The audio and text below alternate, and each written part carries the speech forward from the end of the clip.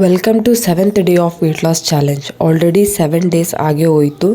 ನಾನು ಇವತ್ತಿನ ಡಿಟಾಕ್ಸ್ ವಾಟರಿಗೆ 1 ಲೋಟ ಬಿಸಿನೀರಿಗೆ ಸ್ವಲ್ಪ ಜೀರಿಗೆ, ಸೋಪಿನ ಕಾಳು, ಸ್ವಲ್ಪ ಚಕ್ಕೆನೂ ಆ್ಯಡ್ ಮಾಡಿದ್ದೀನಿ. ಇವನ್ನ ಮೂರನ್ನು ಚೆನ್ನಾಗಿ ಕುದಿಸಿ ಕುಡಿಯೋದ್ರಿಂದ ನಮ್ಮ ಸುತ್ತ ಇರೋವಂಥ ಟಮ್ಮಿ ಏನಿದೆಯಲ್ಲ ಕಡಿಮೆ ಆಗುತ್ತೆ. ತುಂಬ ದಿನದಿಂದ ನನ್ನ ವೇಟ್ ಸ್ಟಕ್ ಆಗಿದೆ ಅಂತ ಅನ್ನೋರು ಪ್ಲೀಸ್ ಇದನ್ನು ಯೂಸ್ ಮಾಡಿ. ನೀವು ನಿಮ್ಮ ಒಂದು ಡಿಟಾಕ್ಸ್ ಡ್ರಿಂಕಲ್ಲಿ ಚಕ್ಕೆನ ಯೂಸ್ ಮಾಡೋದ್ರಿಂದ ನಿಮ್ಮ ಒಂದು ವೇಟ್ ಏನಾಗುತ್ತೆ ಕಡಿಮೆ ಆಗ್ತಾ ಬರುತ್ತೆ. ತುಂಬ ದಿನದಿಂದ ವೇಟ್ ಸ್ಟಕ್ ಆಗಿರೋದು. ಸೊ ದಯವಿಟ್ಟು ಇದನ್ನು ಯೂಸ್ ಮಾಡಿ. ಹೀಗೆ ಎದ್ದ ತಕ್ಷಣ ಟೀ ಕುಡಿಯೋ ಮೊದಲಿಗೆ ಡಿಟಾಕ್ಸ್ ವಾಟರ್ನ ಕುಡೀರಿ. ಡಿಟಾಕ್ಸ್ ವಾಟರ್ನ ನೀವು ಕುಡಿಯೋದ್ರಿಂದ ಅದು ತುಂಬಾ ಎಫೆಕ್ಟಿವ್ ಆಗಿ ಕೆಲಸ ಮಾಡುತ್ತೆ ವೇಟ್ ಲಾಸಿಗೆ. ನೀವು ಟೀ ಕುಡಿಯೋರು ಡಿಟಾಕ್ಸ್ ವಾಟರ್ ಕುಡಿದು ಒಂದು ಹಾಫ್ ಆನ್ ಅವರ್ ಆದಮೇಲೆ ಟೀ ಕುಡಿಬೋದು. ನಾನು ಅಷ್ಟೇ ಹಾಫ್ ಆನ್ ಅವರ್ 1 ಅವರ್ ಆದಮೇಲೆ ಟೀ ಕುಡಿತೀನಿ. ದಯವಿಟ್ಟು ಬೆಳಗ್ಗೆ ಎದ್ದ ತಕ್ಷಣ ಟೀ ಕಾಫಿ ಕುಡಿಯೋ ಅಭ್ಯಾಸ ಮಾಡ್ಕೋಬೇಡಿ. ಕುಡೀರಿ ಟೀ ಕಾಫಿನ ನಿಮ್ಮ ಡಿಟಾಕ್ಸ್ ಡ್ರಿಂಕ್ ಆದಮೇಲೆ ಒಂದು ಹಾಫ್ ಆನ್ ಅವರ್ ಆದಮೇಲೆ ಕುಡಿಬೋದು, ಇಲ್ಲ ಬ್ರೇಕ್ಫಾಸ್ಟ್ ಆದಮೇಲೂ ಸಹ ಕುಡಿಬೋದು.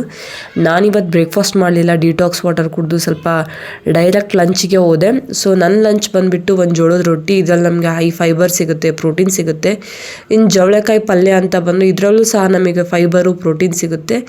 ಜೊತೆಗೆ ನಾನಿಲ್ಲಿ ಅಗಸೆ ಬೀಜ ಚಟ್ನಿ ಪುಡಿ ತೊಗೊಂಡಿದ್ದೀನಿ. ಇದು ನಮಗೆ ಮೇನಾಗಿ ಹೇರ್ಸಿಗೆ ಮತ್ತು ವೇಟ್ ಲಾಸ್ಗೆ ತುಂಬಾ ಒಳ್ಳೆಯದು ಅಂತ ಹೇಳ್ಬೋದು. ಸೊ ನಿಮ್ಮ ಡಯಟಲ್ಲಿ ಅಗಸೆ ಪುಡಿ ಚಟ್ನಿ ಪುಡಿನ ಕಂಪಲ್ಸರಿಯಾಗಿ ಆ್ಯಡ್ ಮಾಡ್ಕೊಳ್ಳಿ. 2 ರವಾ ಇಡ್ಲಿ ತೊಗೊಂಡಿದ್ದೀನಿ, 1 ಬೌಲಷ್ಟು ಸಾಂಬಾರು ತೊಗೊಂಡಿದ್ದೀನಿ. ದಾಲು ಮತ್ತು ಸೊಪ್ಪನ್ನ ಮಿಕ್ಸ್ ಮಾಡಿರೋದು. ಇದರಲ್ಲಿ ನಿಮಗೆ ಪ್ರೋಟೀನ್ ಸಿಗುತ್ತೆ. ಸೊ ಈ ಮೀಲಲ್ಲಿ ಕಂಪ್ಲೀಟಾಗಿ ಫೈಬರು, ಪ್ರೋಟೀನು, ಕಾರ್ಬ್ಸು ಎಲ್ಲನೂ ಇನ್ಕ್ಲೂಡ್ ಮಾಡಿದ್ದೀನಿ. ಸೊ ಈ ಥರ ನೀವು ಬ್ಯಾಲೆನ್ಸ್ಡ್ ಆಗಿ ಊಟ ಮಾಡೋದ್ರಿಂದ ನಿಮ್ಮ ಹೊಟ್ಟೆನೂ ತುಂಬ ಫಿಲ್ಲಿಂಗ್ ಆಗಿರುತ್ತೆ, ಹಾಗೆ ನಿಮ್ಮ ವೇಟ್ ಲಾಸಿಗೂ ಕೂಡ ಆಲ್ರೆಡಿ 7 ಡೇಸ್ ಆಯಿತು ನಾನು ಈ ವೇಟ್ ಲಾಸ್ ಜರ್ನಿನ ಸ್ಟಾರ್ಟ್ ಮಾಡಿ. ನಾಳೆ ಅಂದರೆ 8th ಡೇ ನಿಮಗೆ ಶೋ ಮಾಡ್ತೀನಿ 1 ವೀಕಲ್ಲಿ ನಾನು ಎಷ್ಟು kg ರಿಡ್ಯೂಸ್ ಮಾಡಿದೆ ಅಂತ. ಇದರಲ್ಲಿ ನೀವೇ ನೋಡಿಲ್ಲ 7 ಡೇಸ್ ನಾನು ಯಾವುದೇ ರೀತಿ ಪ್ರೋಟೀನ್ ಪೌಡರ್ ತೊಗೊಂಡಿಲ್ಲ, ಯಾವುದೇ ರೀತಿ ಮೆಡಿಸಿನ್ಸ್ ಆಗಲಿ, ಯಾವುದೇ ರೀತಿ ಕ್ರ್ಯಾಶ್ ಡಯಟ್ ಆಗಲಿ ನಾನು ಫಾಲೋ ಮಾಡಿಲ್ಲ. ಮನೆಯಲ್ಲೇ ಆ್ಯಸ್ ಅ ಹೌಸ್ ವೈಫ್ 2 ಮಕ್ಕಳನ್ನ ಇಟ್ಕೊಂಡು ಎಷ್ಟು ಸಾಧ್ಯನೋ ಅಷ್ಟು ಸಿಂಪಲ್ಲಾಗಿ ಹೆಲ್ತಿಯಾಗಿ ವೇಟ್ನ ರಿಡ್ಯೂಸ್ ಮಾಡ್ಕೊಳೋದು ಅಂತ ತೋರಿಸಿದ್ದೀನಿ.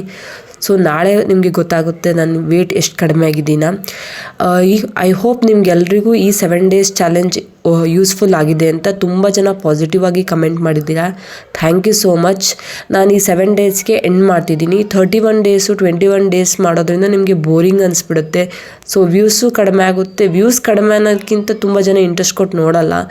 ಅದಕ್ಕೆ ಈ 7 ಡೇಸ್ ಮಾಡಿದ್ದೀನಿ. ನೀವು ಇದನ್ನು ಅಪ್ಲೈ ಮಾಡ್ಕೋಬೋದು ಡಿಫ್ರೆಂಟ್ ಮೀಲಾಗಿ. ಇನ್ನು ಅಪ್ಕಮಿಂಗ್ ಬರೋ ಡೇಸಲ್ಲಿ 7 healthy breakfast, 7 healthy lunch ideas, 7 healthy dinner ideas ಪ್ರತಿಯೊಂದನ್ನು ಶೇರ್ ಮಾಡ್ತಾ ಹೋಗ್ತೀನಿ. ನೀವು ಅಲ್ಲಿ ವಿತ್ ರೆಸಿಪೀಸ್ ಕೂಡ ಮೆನ್ಷನ್ ಮಾಡ್ತೀನಿ. ಎಷ್ಟೊಂದು ಜನ ಹೇಳಿದ್ದೀರಾ ರೆಸಿಪಿನೂ ಜೊತೆಗೆ ನಂಗೆ ಮೆನ್ಷನ್ ಮಾಡೋದ್ರಿಂದ ನಮ್ಗೆ ಈಸಿ ಆಗುತ್ತೆ ಅಂತ. ಸೊ ನೆಕ್ಸ್ಟ್ ಟೈಮ್ ನಾನು ರೆಸಿಪಿನೂ ಕೂಡ ಶೇರ್ ಮಾಡ್ತೀನಿ. ಆ್ಯಂಡ್ ಈವ್ನಿಂಗ್ ವಾಕ್ ಮಾಡ್ತಾಯಿದ್ದೀನಿ. ಸೊ ಸ್ವಲ್ಪ ಇವತ್ತು ಟಯರ್ಡ್ ಆಗಿದೆ, ಸ್ವಲ್ಪ ಮನೆ ಕೆಲಸ, ಕ್ಲೀನಿಂಗು, ಅದು ಇದು ಮನೆ ಅಂದಮೇಲೆ ಇದ್ದೇ ಇರುತ್ತಲ್ಲ. ಸೊ ಅದನ್ನೆಲ್ಲನೂ ಮುಗಿಸಿ ವಾಕ್ ಮಾಡ್ತಾಯಿದ್ದೆ. ಅದು ಬೇರೆ ಇವತ್ತು ವೆದರ್ ತುಂಬಾ ಕ್ಲೈಮೇಟ್ ಕೋಲ್ಡ್ ಇತ್ತು. ಎಷ್ಟಾಗುತ್ತೋ ಅಷ್ಟು ಸ್ಟೆಪ್ಸ್ನ ಕಂಪ್ಲೀಟ್ ಮಾಡೋಣ ಅಂತ ವಾಕ್ ಮಾಡ್ತಾ ಇದ್ದೀನಿ. ಮಕ್ಕಳು 2 ಕೆಳಗಡೆ ಆಟ ಆಡ್ತಾ ಇದ್ರು. ಸೊ ಹೌಸ್ ವೈಫ್ ಅಲ್ಲ, ಎಲ್ಲನೂ ಬ್ಯಾಲೆನ್ಸ್ ಮಾಡಲೇಬೇಕು. ನೀವು ಹೇಗೆ ಬ್ಯಾಲೆನ್ಸ್ ಮಾಡ್ತೀರಾ ಅಂತ ಕಮೆಂಟ್ ಸೆಕ್ಷನಲ್ಲಿ ಕಮೆಂಟ್ ಮಾಡಿ. ತುಂಬ ಜನ ನನ್ನ ವೀಡಿಯೋಸ್ನ ಸಬ್ಸ್ಕ್ರೈಬ್ ಮಾಡಿದೆ ಹಾಗೆ ನೋಡ್ತಿದ್ದೀರಾ. ಸೊ ಪ್ಲೀಸ್ ಸಬ್ಸ್ಕ್ರೈಬ್ ಮಾಡಿ. ನೋಡೋದ್ರಿಂದ ನನಗೆ ಇನ್ನಷ್ಟು ಖುಷಿ ಆಗುತ್ತೆ ವಿಡಿಯೋ ಮಾಡೋದಕ್ಕೆ. ಸೊ ಪ್ಲೀಸ್ ಸಬ್ಸ್ಕ್ರೈಬ್ ಮಾಡಿ ನೋಡಿ. ಹಾಗೆ ನಿಮ್ಮ ಫ್ರೆಂಡ್ಸ್ ಫ್ಯಾಮಿಲಿ ಒಟ್ಟಿಗೆ ನನ್ನ ವೀಡಿಯೋನ ಶೇರ್ ಮಾಡ್ಕೊಳ್ಳಿ.